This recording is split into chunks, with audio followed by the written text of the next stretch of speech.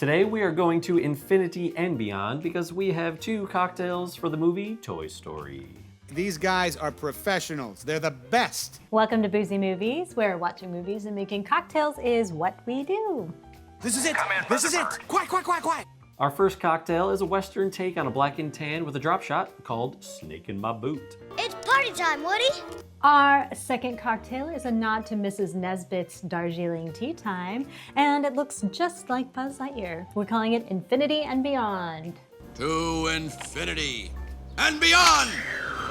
In Toy Story, a group of emotionally fragile toys spiral into an existential crisis the second their owner gets a newer, shinier replacement. While adjusting to their new reality, a cowboy with abandonment issues and a delusional astronaut argue their way through a plastic-fueled identity meltdown, ultimately learning that friendship is just code for please don't leave me in the yard sale bin.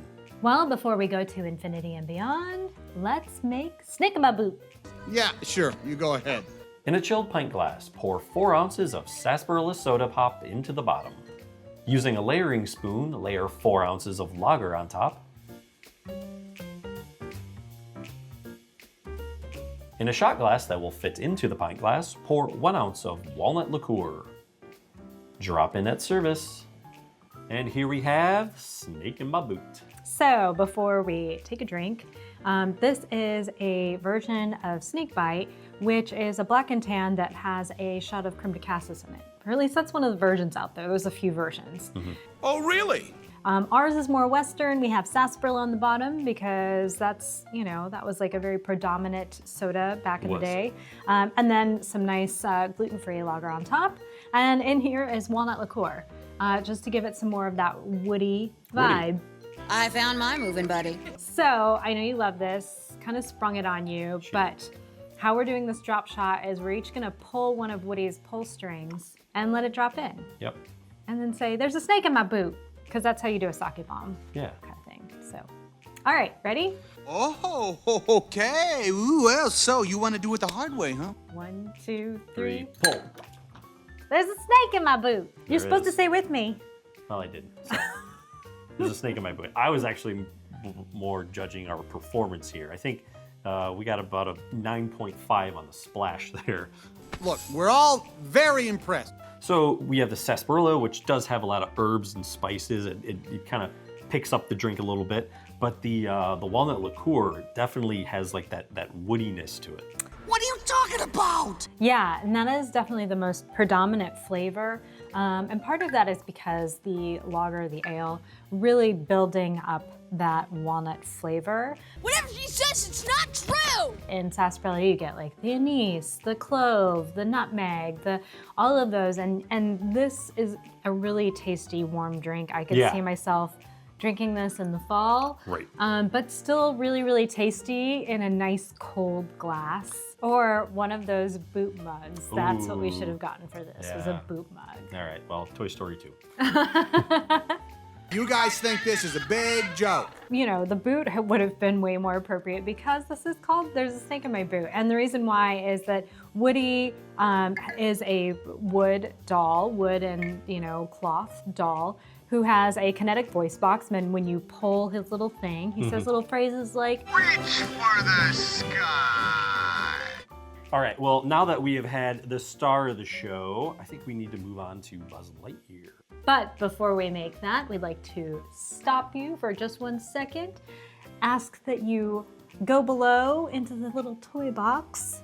Don't tell me what to do. Hit that little like, subscribe if you haven't, and that little alert bell so that you can come back every week because we have lots more fun cocktails where these came from, and it comes with a movie. Okay, Infinity and Beyond, here we come. I am Buzz Lightyear. I come in peace. In a mixing glass, add 1 1/4 ounces butterfly pea infused Kirsch liqueur. Add ice and stir until chilled. Strain into the chilled Collins glass with Collins spheres. In the mixing glass, combine 3/4 ounce cold brew Darjeeling tea, 3/4 ounce dry gin, 3/4 ounce melon liqueur, and 1 dropper of saline. Stir until chilled and strain into the Collins glass. Top with whipped cream. here we have Infinity and Beyond. Another layered drink. I'm sensing a theme on this channel. You're mocking me, aren't you? This cocktail, if you haven't seen the movie, is based off of, spoiler alert, the moment that Buzz is having his sort of identity crisis. He sees a commercial with him being puddled as a toy, and then he decides to jump off a railing to see if he really can fly, breaks himself, ends up in Sid's sister's room, and he's having tea as Mrs. Nesbit. Excuse me, I think the word you're searching for is Space Ranger. Well, we definitely, on top, you do get the Darjeeling tea. Like, that is one of the prominent flavors. And you also have the Melon Liqueur. And then there's also the London Dry Gin. I don't believe that man's ever been to medical school. I love this flavor. I think it's so botanical, so fresh, as you like to say. Lots of wonderful herbs and flavors going on. And then that melon liqueur really rounds it out, sweetens it up, and then balances everything. Were you scared? And then, you know, in the bottom layer, we do have this butterfly pea Regi. Now, the butterfly pea flower, that's not going to infuse any flavor, but it does help get us this purple color. Yeah, and it also makes that layer tea as well, so. That's true, double tea time. Double Wow, tea time. That's pretty cool. As a matter of fact, you're too cool. And then, you know, we had to top it off with some whipped cream because, well, that's another one of Buzz's colors. You know, it's a fun little nod. It also, cream goes into a lot of teas depending on where you're drinking it in the world. What? So why don't you bring the other cocktail in? We can talk about how iconic Buzz and Woody are, and really in that same vein, Tim Allen as Buzz Lightyear and Tom Hanks as Woody.